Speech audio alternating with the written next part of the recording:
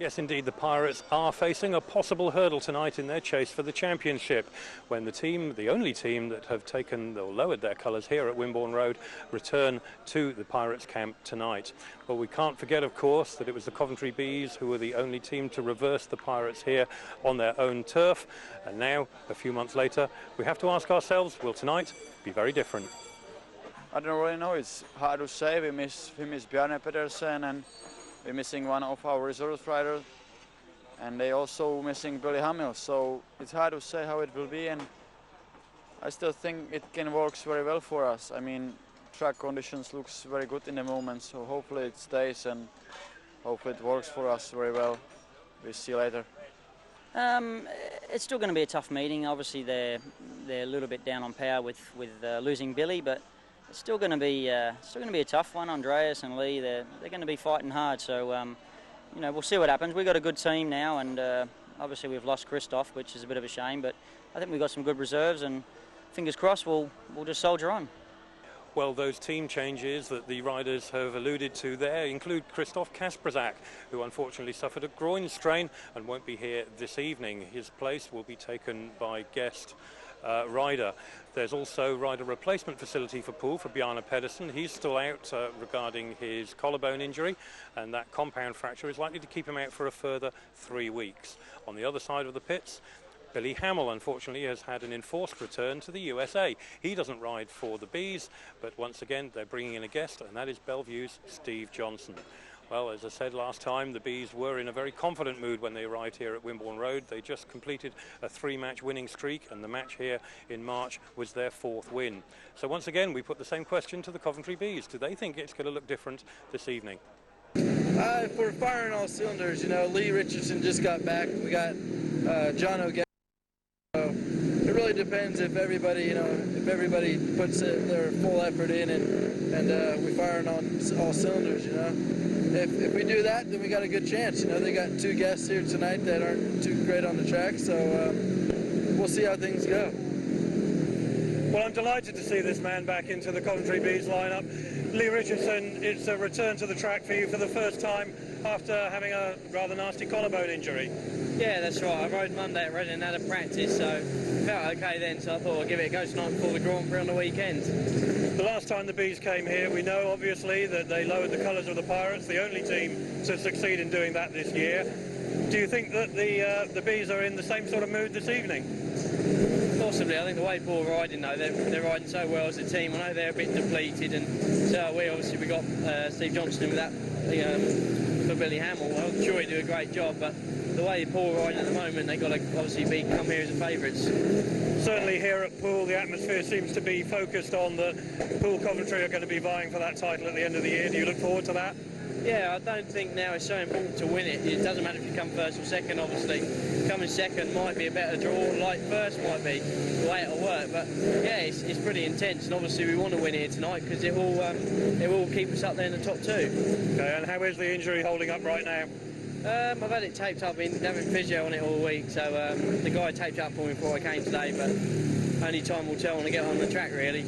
Okay, well, we wish you the best of luck. Hopefully you'll be there. And fighting the Brits again, for the Brits again, in the Grand Prix. Yeah, that's right. Obviously, the last one, Scott was on his own, so I want to get back there. I think Mark might be riding as well, hopefully. So, get all the Brits back in, and I just want to try and have a good performance in the Grand Prix. We've had a bit of a rough start to them, so hopefully this will be a turning point for me. We all know you can do it. Good luck. Thank you very much. Cheers. Well, what certainly looks like the top 2 teams in the country are ready to do battle out there on the track, and we're ready to capture it on film. So it's time now to go and join Graham and the racing. Thank you, Nigel. And it's heat 1 of this eagerly awaited Elite League B fixture between Poole Pirates and the COVENTRY Bees. Huge crowd here at Wimborne Road. The sun is bathing the circuit. Riders at the tapes. There are a few changes on both sides, but in heat 1, the riders for Poole in red, Leigh ADAMS on grid 1, and his partner in rider replacement in the blue helmet is Steve Masters, the guest reserve, and they line up against Steve Johnston, the replacement for Billy Hamel in the green helmet on grid 2, and his partner in yellow, Billy Janniro from grid 4. And away they go in this opening race, and Leigh ADAMS capitalises on that inside starting gate with immediate lead, but COVENTRY now challenging for the the minor places, but you saw a spectacular crash there featuring Ryan Fisher and Steve Masters. It appeared as if Ryan Fisher fell right in front of Steve Masters. He could do absolutely nothing about it. What the referee will decide to do, I'm not sure, but Steve Masters took evading action, potentially. Yes.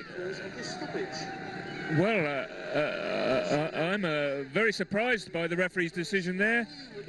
It would appear that it was the rider in blue. From our position on the first bend, it looked very much as if Billy Janniro had taken the tumble and Steve Masters had run into him, but the referee obviously saw it differently. He has a different vantage point, and perhaps an action replay will concur with the referee's verdict. But nevertheless, it's Steve Masters excluded on lap 1 of heat 1.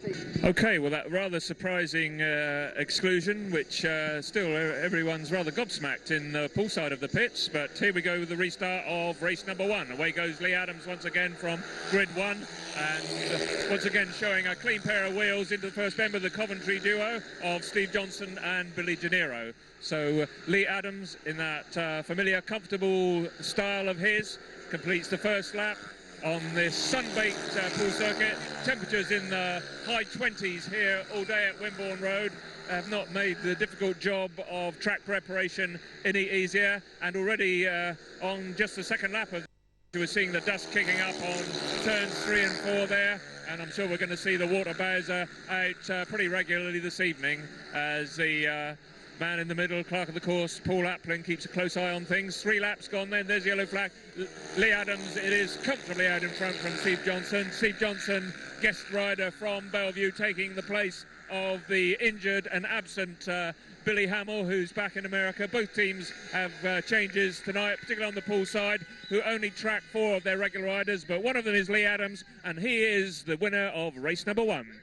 Well, on to heat 2, the scores level after the first heat, and quite an unusual look to the Pirates lineup in this one, with Steve Masters in to replace the injured Krzysztof Kasperzak just 24 hours ago in Poland. He sustained a racing injury.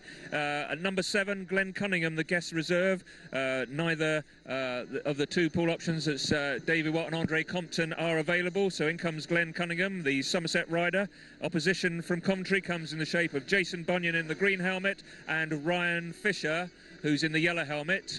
He started off in the higher up in the order, but with Stuart Robson's improvement in form this season, Ryan Fisher has moved in the opposite direction, but is a very powerful threat. But away in the red helmet goes Steve Masters into an early first bend lead for Poole. This is encouraging stuff. Coventry packing the minor order with Glen Cunningham trailing at the back, but Steve Masters leads heat number 2 from Ryan Fisher. Jason Bunyan under some pressure from Glen Cunningham. A drawn race in prospect here, which is probably as much as the Pirates faithful here at Wimborne Road could have reasonably expected, but strongly challenging in 3rd position. We've got Glen Cunningham, who's mounting the pressure on Jason Bunyan. They're just over a lap to go, and once again Glen Cunningham mounting an inside challenge. This time it looks as if he's successful. This could be a heat win, and a very important one at this early stage of the meeting, with Steve Masters holding the lead out in front. In 2nd place, Ryan Fisher, by that all-important 3rd going to the guest rider from Somerset, Glen Cunningham. Pirates go into a 2-point lead by 7 points to 5. So the meeting sort of hotting up there after that very impressive 4-2 race win for Poole in heat number 2. In heat 3, we line up with 2 of the Pirates regulars. That's a pairing of Lukas DRUML and David Ruud in the red and blue helmets respectively from grids 1 and 3. And the Coventry Bees track Leigh Richardson in the green helmet on grid 2, and Stuart Robson in the yellow helmet on grid 4.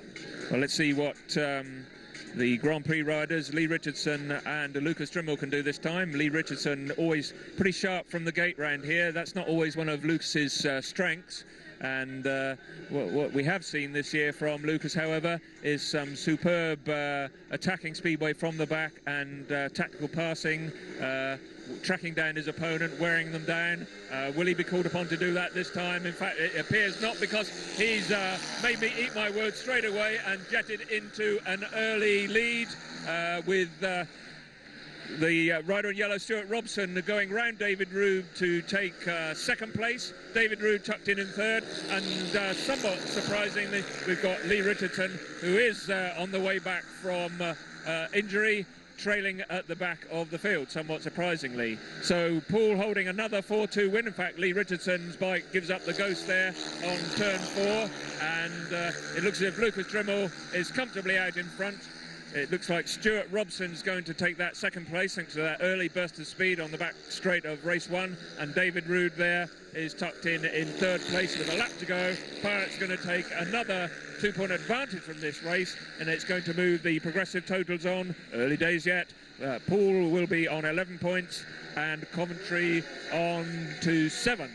So that's how it stands after 3 races. Lukas DRUML, once again the hero for Poole. So on to race number 4. Pirates ahead by 11 points to 7, and the captain, Tony Rickardsson, comes into gate position number 3 and pairs up with Glen CUNNINGHAM, who is on the inside gate position. For the Coventry Bees, it's the first outing of Andreas JONSSON, their super Swede, and he's joined by the rider in yellow, number 7, Ryan Fisher.